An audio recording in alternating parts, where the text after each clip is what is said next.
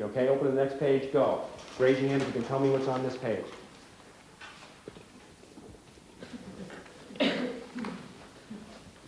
Just look at your own books. Look at your own books, please. You know what that is, Elaine? Yes or no? Yes or no? Do you know what it is? Yes or no?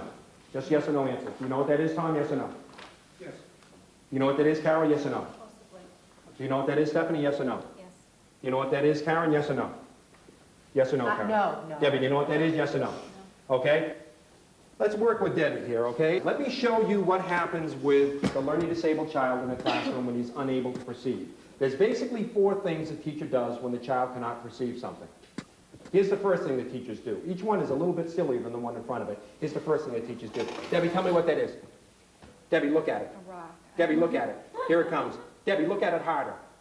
See, I don't know what that means. I've heard teachers for years tell kids to look at something harder. I have no idea what that means. I don't know what that means. I mean, I can push harder or pull harder, but I can't look at something harder. So the first thing we do is we tell them to look at it harder. That doesn't work. We do this. Debbie, put the book. You don't have to turn the book around.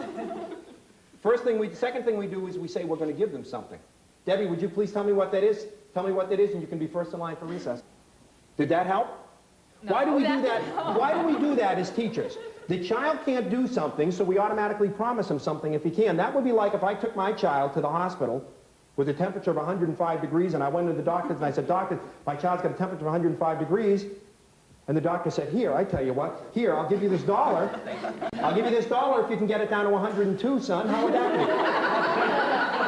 be? You would expect the doctor to give some sort of medicine. You wouldn't expect the doctor to try to bribe the child out of his temperature, and yet that's what we do with kids. We try to bribe them by giving them things. Did that help, Debbie? It's a man. No.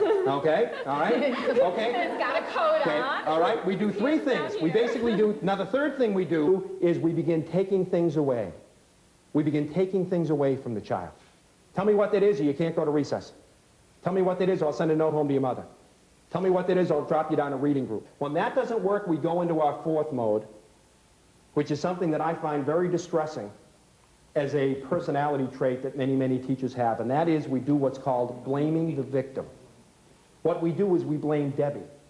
We say the reason Debbie can't tell me what this is she's not what?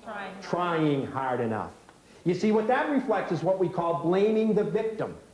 That reflects blaming the victim. What we say is the reason the child can't tell me what this is that the child is not motivated. It's a motivational problem.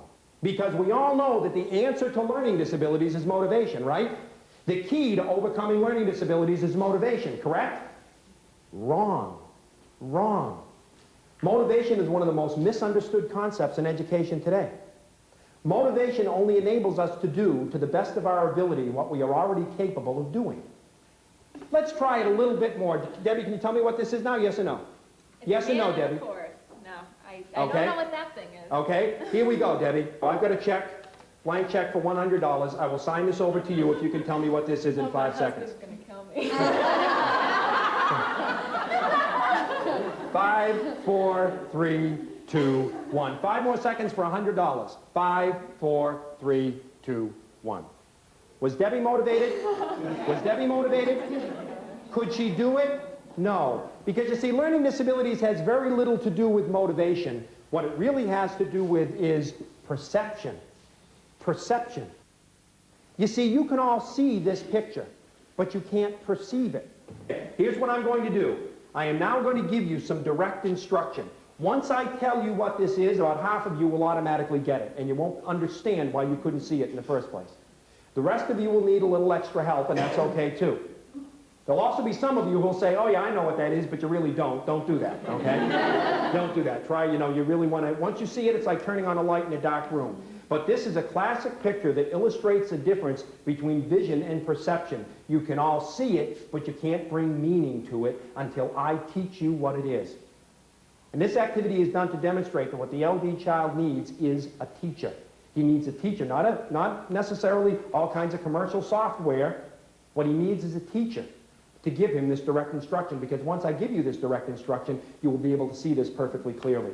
What you have in front of you is a photograph, a poor quality photograph, but the photograph of the face of a cow. The cow's looking directly in your face. Raise your hand if you cannot see it. I'll come around and show it to you. Raise your hand if you can't see it. Face of a cow. Oh my God. Okay, all right. All right. Anybody over here not see it? Anybody not see it? Nancy? Face of a cow. Oh. Okay, all right. Over here, anybody not see it? Tom, can you see it? Let me do Carolyn. Carolyn? It's the face of a cow. Okay, all right. Elaine? Face of a cow. Okay, anybody back here? Susan, Ann, Rita, Tom? Anybody not see it yet? Does anyone not see it? Okay, everyone, please look at your picture. What do you have in front of you? It's a cow. It always was a cow. I didn't change it. I didn't change the stimulus. All I did is give you direct instruction. And yet what we do with learning disabled kids is we expect them to go in a corner and teach themselves. Or we assign them to the nearest intern or teacher aide or volunteer grandmother that we have. What they need is trained, experienced teachers. Once I taught you what this was, you had a little difficulty perceiving it. But you see, this doesn't really capture the experience of the LD child for this reason. No one in this room could do this. The real experience of learning disabilities is being the only person who can't do it. The other kids open up their books and they get to work, and the poor LD child sits there and thinks, what's everybody doing? I don't understand what this is. I can't understand this. Well, how can everybody get to work right away? See, that's the real experience of being learning disabled, is being the only one who can't do it.